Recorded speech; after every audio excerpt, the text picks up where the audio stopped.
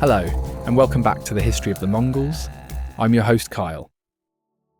Now that we've covered Hulagu's exploits during Möngke's reign, we'll return to Möngke himself and the Mongol invasion of the Song Dynasty, southern China's powerful and massively wealthy masters.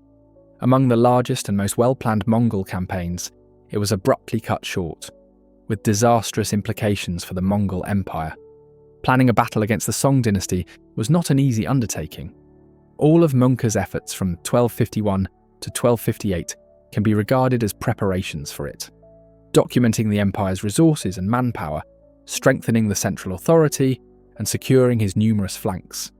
Möngke had valuable experience to draw on when determining his strategy.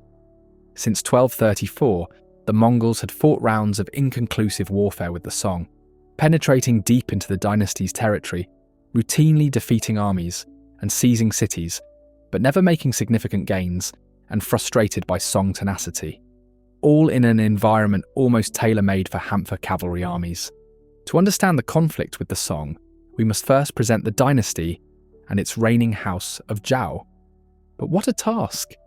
During its 300-year reign, the Song dynasty was one of the most complicated and fascinating of China's imperial dynasties, and it was a time when Chinese culture reached new heights. To accurately summarise it, a full podcast series is required. The Cambridge History of China was able to condense it into 2 volumes containing over 2,000 pages.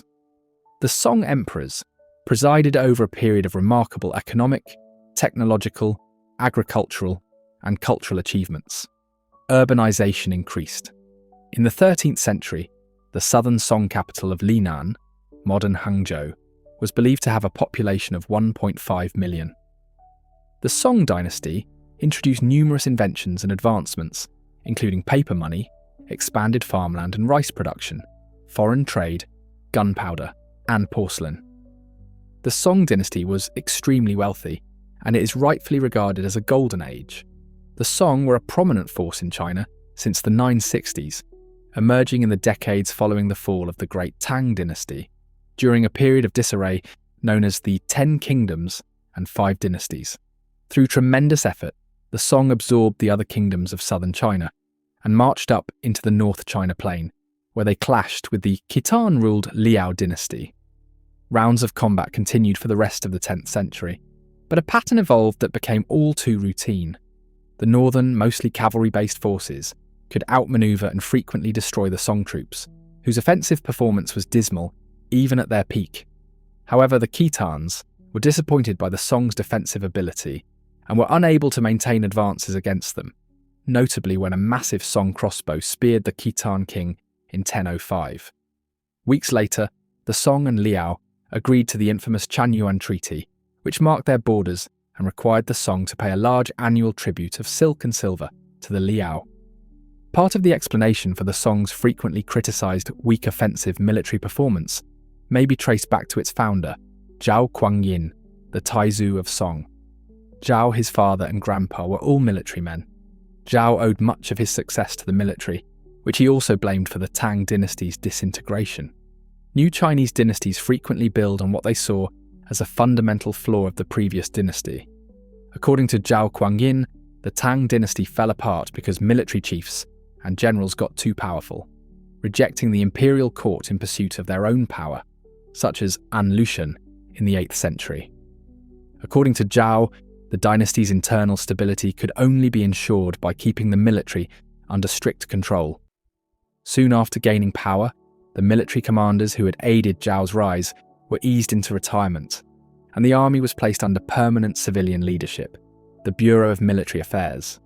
While it was frequently derided by later observers, particularly in the YouTube comments section, it was not a bad idea. The Song dynasty was never threatened by warlords wanting independence, but they nonetheless conquered the majority of China.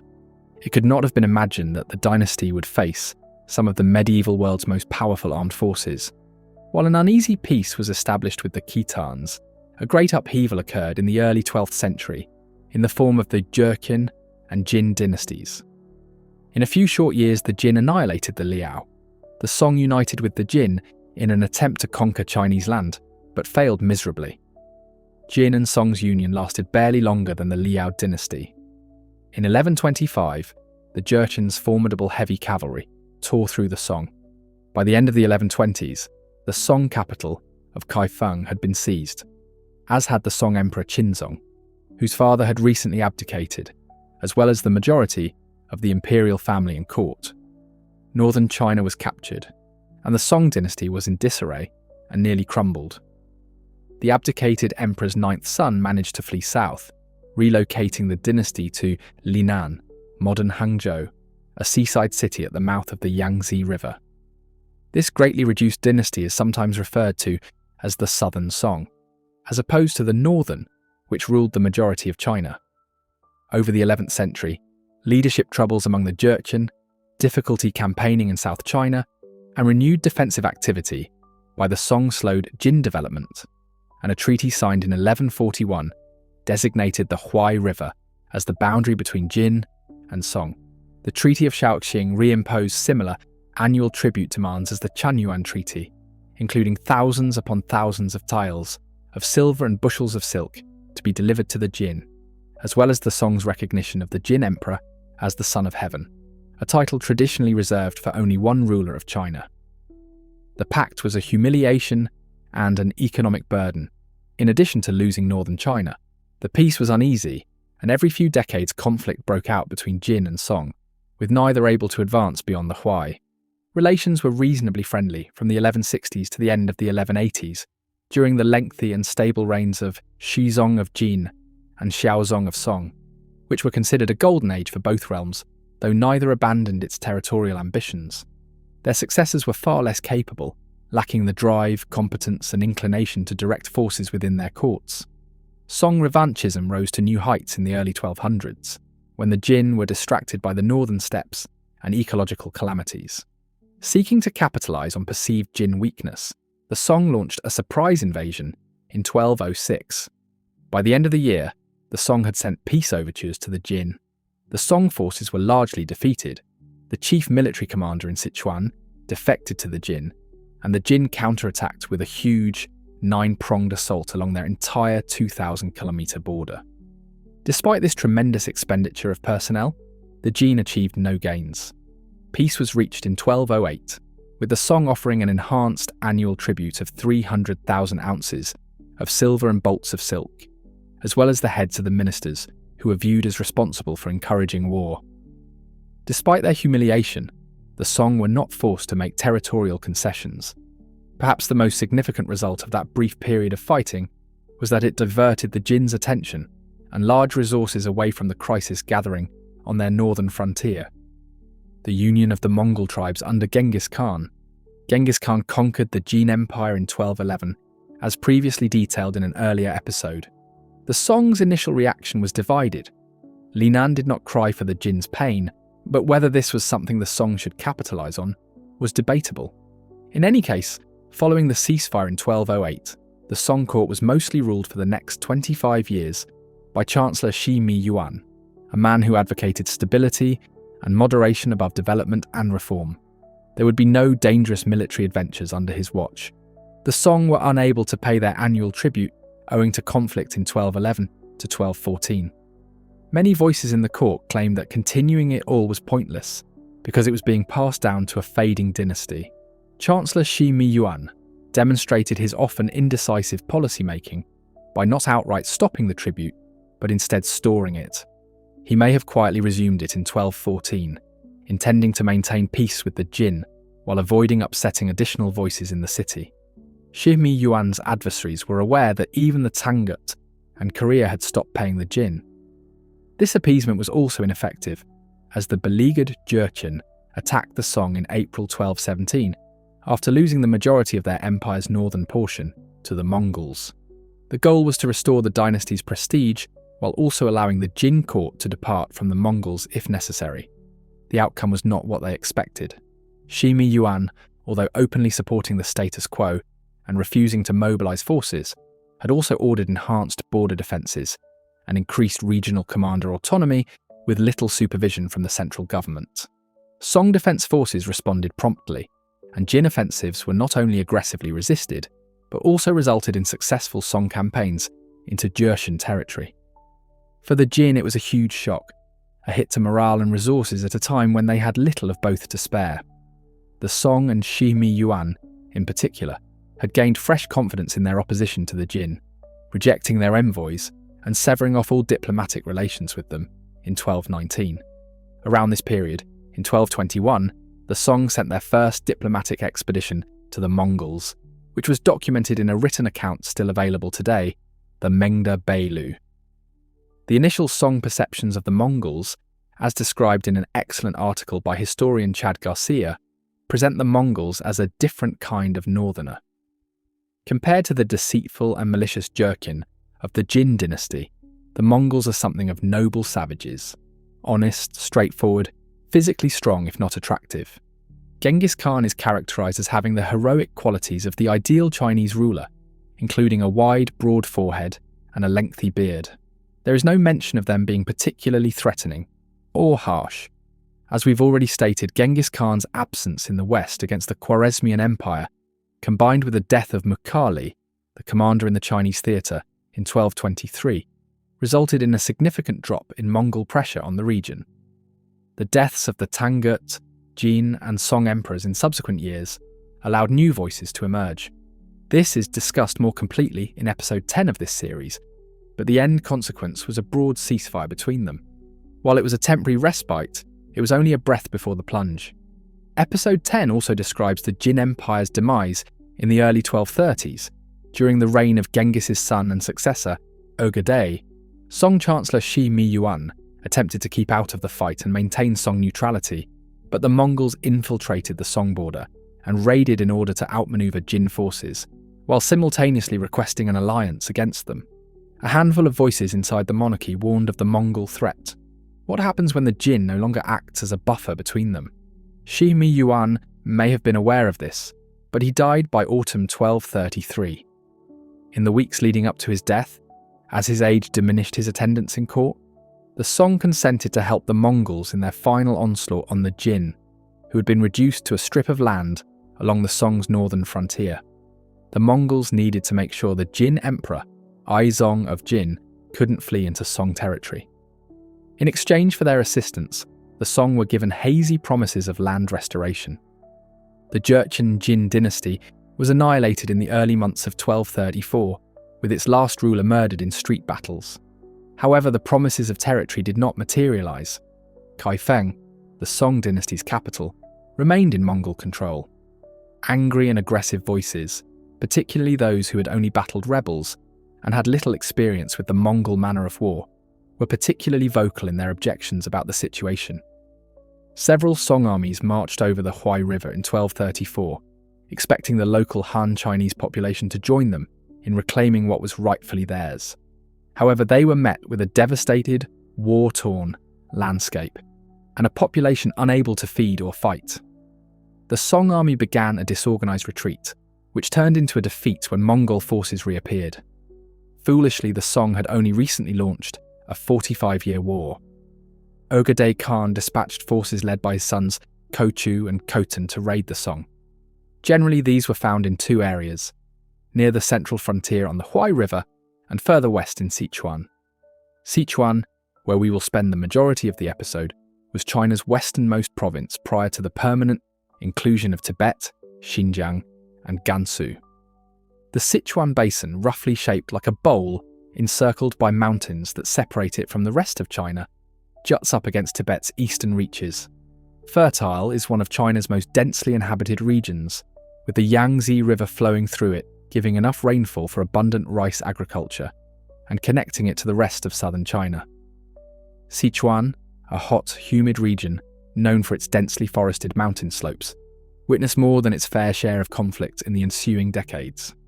Attacks against the central frontier and Sichuan were launched in 1235 and 1236 respectively, with Khotan leading an especially strong, multi-ethnic force into Sichuan in 1236.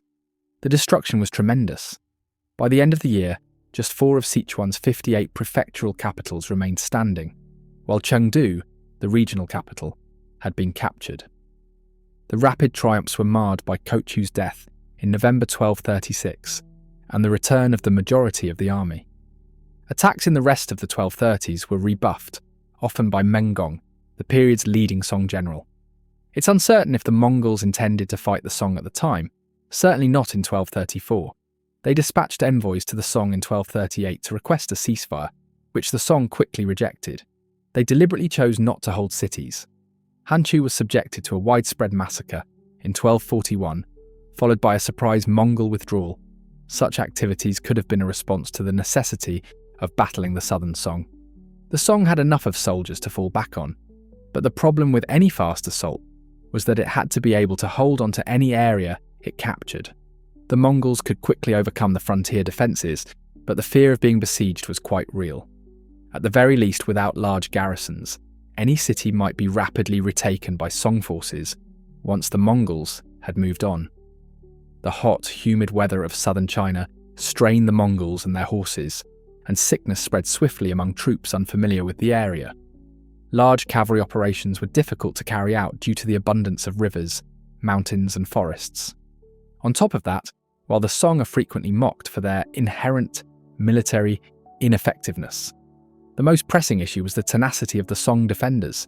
Resistance was fierce, and it was not uncommon for the Mongols to find their campaign suddenly halted by courageous defenders in a single city, trapping at least a portion of their army for months, if not years. By the time Ögedei died at the end of 1241, no significant achievements had been accomplished, despite the Song's heavy defeat. The Mongols made little effort in the last years of the 1240s, focusing on political matters related to the regencies and Guyuk Khan's short reign. In 1247, diplomatic conversations were held, but they were unsuccessful. Meanwhile, the Song could prepare border defences, restore walls, and mobilise troops, albeit at a high expense. It turns out that printing additional paper money did not address inflation. Taxes returned to the capital in smaller and smaller sums as provincial governors and commanders seized them to fund the war effort. Sichuan suffered so greatly that it appears to contribute no revenue to the capital after 1234. For the Song, the annual expense of simply keeping their forces mobilised was enormous. Drought, flooding, plagues, fires, and locusts occurred often between the 1240s and the 1950s, adding to the cost of crop loss caused by Mongol raids and straining government resources. An ever-increasing bureaucracy resulted in greater corruption, costs, and concerns. The 13th century emperors showed little interest in governing, allowing an increasingly divided imperial court to oversee things. Following the death of Shihmi Yuan and his last adherents in 1251, the Song court was paralysed by power struggles between eunuchs and bureaucrats. Despite their huge wealth, they were under enormous pressure, threatening to topple the dynasty, just as Möngke Khan was about to hurl the weight of the Mongol Empire upon them. Möngke understood that the assault on the Song would be a massive undertaking. Möngke ordered his other brother Kublai to lead another army against the Song after dispatching his brother Hulagu to the far west to dominate the rest of the Islamic world in 1252. Rather of throwing forces at the Song's well-defended northern frontiers, a policy that had proven futile thus far, Möngke dispatched Kublai to capture the independent kingdoms along the Song's southwestern border in what is now China's Yunnan region, where Song defences were much weaker. Kublai had not previously commanded soldiers in person prior to this expedition. Therefore, Möngke sent him a guiding figure, Uriang Kadai, the son of the powerful Subutai. Kublai's army set out in late 1253 from forward bases in Gansu, the former territory of the Tangut, in 3 columns. An eastern column led by Chinese defector Wang Dezhen, which marched through Sichuan, the main army led by Kublai, and the western column led by Uriang Kadai, both of whom marched through Tibet's eastern edges. The Mongol conquest of Tibet is shrouded in mystery, with just fleeting mentions in the sources. By the early 1250s, the majority of Tibetan tribes had been conquered or paid tribute to the Mongols, who had dispatched armies into the region several times over the previous 2 decades. By the mid-12th century, Tibet was mostly under Mongol control, but it would have to be reimposed and strengthened later in the century. Kublai's army cut over Tibet's highlands and descended on Yunnan's hills and the kingdom of Dali. Dali, established in the 10th century, dominated the lucrative trade between the Song Dynasty and the kingdoms of Guizhou, Tibet, Vietnam, and the rest of Indochina. Dali's relations with the Song were friendly, and once northern China was lost, Dali became the Song's principal source of horses. Yet, Dali was independent and relatively isolated from Chinese events. By the 13th century, the Dali rulers' central power had waned, with their actual dominion extending only as far as their city, Dali. By the time Kublai invaded in 1253, the Dali king was a puppet for his chief minister, who had ordered the assassination of Mongol envoys. Dali's army would be no match for the Mongol armies, even with an inexperienced commander like Kublai. Crossing a river on sheepskin rafts, Kublai's army surprised and annihilated the main Dali force, led by the chief minister, who escaped back to the capital. In the final days of 1253, Kublai's three armies converged on Dali. According to Chinese chronicles, Kublai's Confucian scholar Yao Shu persuaded Kublai to spare the city's population, and in January 1254, Dali surrendered to the Mongols. The triumphant Kublai returned to North China, where he was named administrator and dealt with other issues, as described in episode 19. Uriyang-Kadai was left to conquer the remaining local authorities, plan the great assault on the Song, and enlist locals for the army. He went up against the autonomous kingdoms of China's present Guizhou province, which lies between Song and Dali. He briefly returned to Gansu in early 1257, but a mutiny sprang out in Dali during his absence, sending Uriyang-Kadai back to the province. His efforts eventually led him to ride into northern Vietnam, Dai Viet, also known as Annam in Chinese texts. His envoys were assassinated, and Uriyang-Kadai assaulted the city, Thang Long, modern-day Hanoi. Thang Long was severely destroyed, forcing the monarch to retreat to an offshore island and give a son as a royal hostage to the Mongols in exchange for tribute. Dai Viet was now a vassal of the Mongol Emperor. Though the Yunnan-Guizhou region would not be completely pacified until the 1280s, it was secure enough to serve as a staging area for the attack against Song. With matters in order and resources gathered from around the empire, Möngke felt confident in launching the decisive fight against the Song. According to some sources, the overall force was as large as 600,000, with attacks coming from multiple directions on Song. Möngke gathered his men in the Liupan Mountains in 1258, not far from where his grandfather, Genghis Khan, had died 30 years earlier. Möngke was to lead his army against Sichuan. A second army, led by his cousin Tagachar, was to strike east from the Liupanshan to the Song metropolis of Xiangyang, which controlled access to vital Song River routes. And Kublai was to lead a third force from North China to the Yangtze River's central regions, focusing on the city of Oju, today's Wuhan. The fourth army, led by Uriyang-Kadai of Yunnan, would attack the Song from the west, before joining Kublai and Tagachar at the Yangtze. The idea was twofold. By hitting the Song along so many frontiers, they would be impossible to assemble against a single force, whereas the Song Empire could be divided in two. With the capital and government located on the far eastern frontier of the Song territory, the Mongols might isolate it and potentially push a massive wave of refugees there. Möngke's host arrived in Sichuan in the autumn of 1258.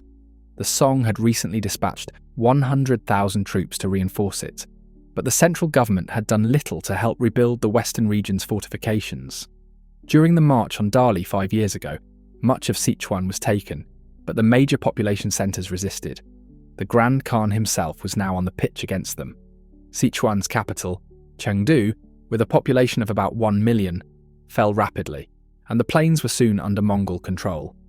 Möngke's first wins were substantial, but as 1258 progressed into 1259, he became bogged down in sieges in eastern Sichuan.